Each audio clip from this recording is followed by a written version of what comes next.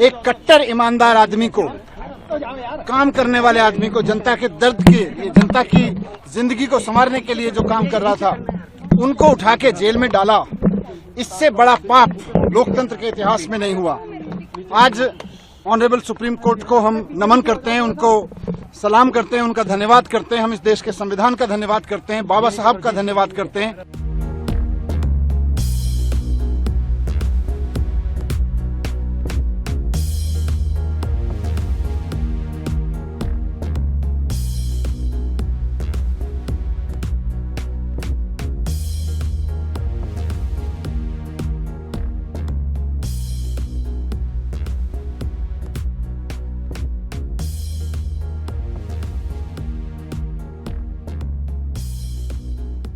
एक बार फिर से साबित हो गया है कि अरविंद केजरीवाल जी जैसा सच्चा, ईमानदार, देशभक्त, कट्टर ईमानदार नेता इस देश में नहीं है। जिनको गिरफ्तार करने के लिए भारतीय जनता पार्टी ने हजारों तरह की कुचक्र रचे, हजारों तरह की साजिशें रची। एक कट्टर ईमानदार आदमी को, काम करने वाले आदमी को, जनता के दर्द के, जनता की जिंदगी को संवारने के लिए जो काम कर रहा था, उनको उठा के जेल में डाला। इससे बड़ा पाप लोकतंत्र के इतिहास में नहीं हुआ। आज ऑनरेबल सुप्रीम कोर्ट को हम नमन करते हैं, उनको सलाम करते हैं, उनका धन्यवाद करते हैं। हम इस देश के संविधान का धन्यवाद करते हैं, बाबा साहब का धन्यवाद करते हैं। Welcome back Arvind Kejriwal, we all missed you. एक लंबे संघर्ष के बाद आज दिल्ली के मुख्यमंत्री, दिल्ली के बेटे अरविंद केजरीवाल जी लौट रहे हैं। मैं दिल की गहराइयों से honourable supreme court of India का शुक्रिया अदा करता हूं, क्योंकि इस देश के न्याय के सबसे बड़े मंदिर ने आज अरविंद केजरीवाल जी को जेल की सलाखों से आजाद करने का फैसला सुना दिया है। सत्य की जीत हुई है और आगे भी सत्य की जीत होती रहेगी। कोर्ट ने जो भी निर्णय लिए है वो उसका स्वागत करते हैं और पूरा देश स्वागत करती है।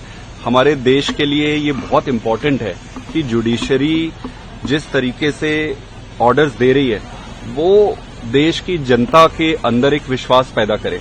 चाहे राजनीति कितनी भी गंदी हो जाए, इतनी गंदी राजनीति होने के बाद भी देश की जो जुडिशरी है वो अबव द बोर्ड है और सत्य के पक्ष में हमेशा न्याय करती है। तो ये बहुत बड़ी बात है। ये कोई एक पार्टी का, एक व्यक्ति विशेष का बात नहीं है जिसको मैं कहूं कि अरविंद केजरीवाल जी छूट गए। इस देश के लिए आज एक बहुत ऐतिहासिक दिन है। जब भी कोई तानाशाह या जब भी कोई ऐसी व्यवस्था किसी एक दूसरे व्यवस्था पर हावी होकर देश की प्रजातंत्र को खत्म करने की कोशिश करेगा तो जुडिशरी और देश की संवैधानिक व्यवस्थाएं सामने आएंगी और देश की रक्षा करेगी। करीब 40 लोगों को एक्यूज बनाया गया था और मात्र 2 लोग आज जेल में बचे थे, तो बेल तो मिलनी तय थी। मगर जो सुप्रीम कोर्ट ने आज केंद्र सरकार की इन्वेस्टिगेटिंग एजेंसीज के बारे में कहा है, मुझे लगता है वो केंद्र सरकार के लिए बहुत बड़ी फटकार है।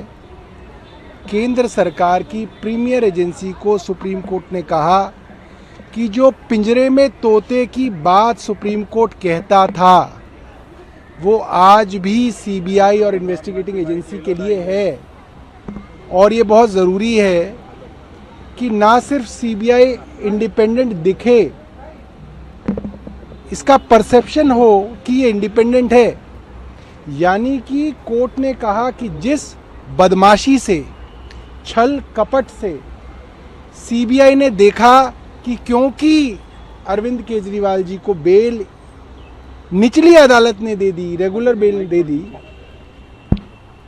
तो भाग के 22 महीने तक जिसको गिरफ्तार नहीं किया उसको जाके झपट के गिरफ्तार किया। ये सुप्रीम कोर्ट ने कहा।